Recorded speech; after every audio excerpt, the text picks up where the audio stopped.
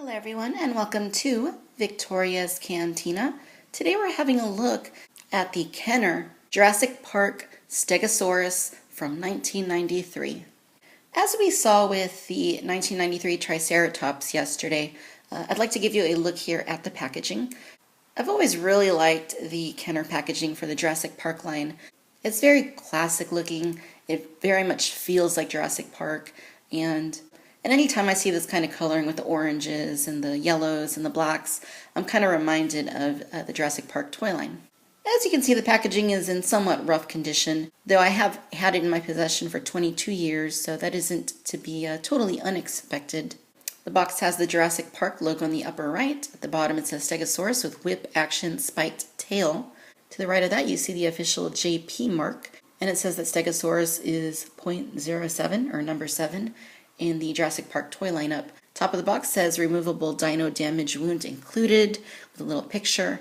On the left it says realistic dinosaur skin, and below that it says limited edition movie collector card. I do have the dino damage, but I do not have the collector card as it has been lost over time, unfortunately.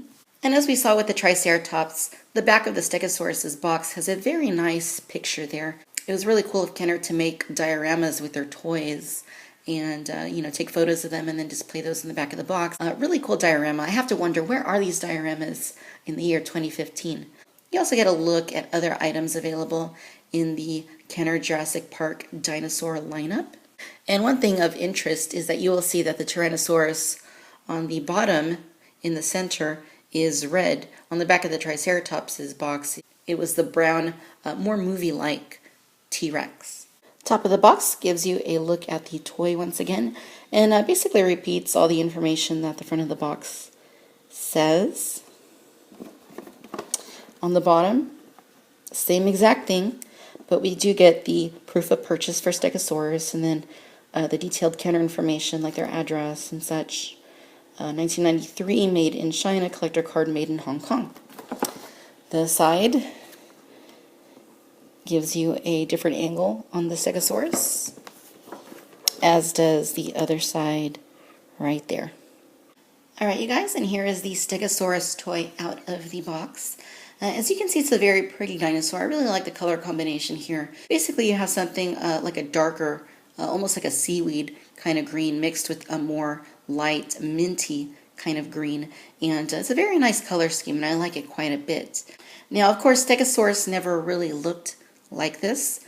From what I have heard, Kenner actually based some of the dinosaur toys and color schemes based off the novel, and Stegosaurus apparently pulls its overall look from the novel, since it did not appear in the film at all. For that reason, you see the exaggerated plates on the back. Stegosaurus didn't have plates like that at all, and you see 2 to 3 spikes there on the tail rather than 4, and the configuration of them is different than what it really would have looked like. But nevertheless, even if it's not true to real life, I still think it's a pretty good looking dinosaur toy. It certainly has the realistic appearing aesthetic that the Triceratops had as well. And really from all angles it looks pretty good. I think overall it really does look like Stegosaurus, other than the plates and the spikes. I think if you were to remove those and replace them with more realistic plates and spikes, it would certainly look like a very nice and more realistic Stegosaurus. The body is nice and pretty hefty looking as well. It certainly has the width that one might expect with a Stegosaurus dinosaur, and the legs are also very nicely done as well. Give you a close-up here of the head. As you can see, it looks pretty good. Certainly not perfect, but realistic enough. The eyes painted green, and it looks rather nice. The top part of the snout looks a little bit longer to me than the bottom for some reason, but it is sculpted pretty nicely. You can see the teeth in there. Roof of the mouth. It has a little bit of texture. The bottom, same, but there's no visible tongue. But it is a nice looking face, for sure. It looks a little bit angry, but it looks good. Of course, you get the realistic dinosaur skin with these guys, so it's a very rubbery feel, almost like a car tire. It feels very nice, and the plates are also pliable, soft. There's texture on them. They look good despite the fact that they're not, this isn't what Stegosaurus should look like. It still looks, they look nice. There's also nice texturing here on the skin to make it very realistic in appearance. Same with the legs. You see some folds here in what would be the elbows, some wrinkles in the back of the elbows, the knees have some detail. Very, very nice. You can see the feet have some claws on them. There is some texture on the bottom of the feet as well as the bottom of the animal. Very nice sculpt work, very nice lines and folds and such that they did on it. You can very subtly see the information that's printed on the dinosaur, hidden pretty well from view. And again, you basically get like these green kind of patches, and it transforms into this lighter minty green right here. You get the JP number 7 mark right there indicating this is a Jurassic Park toy and that this is number 7 in the dinosaur line for the Jurassic Park toys. You get really large spikes even down here at the bottom toward the end of the tail. And it looks like there's 3 spikes on the tail, which, there should be 4 and they should be in a different configuration. And they basically end there at the very end of the tail, which also isn't quite correct. Looking at the other side of the dinosaur, it looks just as good. You get all the nice texturing. It's just a shame that Hasbro isn't doing this nowadays with the Jurassic World toys. There is a little bit of a blemish right here, and I remember what this was when I was a kid. There was like some super glue or something right here, and it bothered me like no other, so I took it off, and it left a little mark under there. So it kind of almost looks like the dinosaur may have been completely this lighter mint green color, and then maybe they painted with the paint mask or something, the rest of the green. At least that's what I can infer from the fact that this is kind of like that same color underneath it. If I recall correctly, this was priced a little bit less than the Triceratops. I want to say it was somewhere around $17 or so.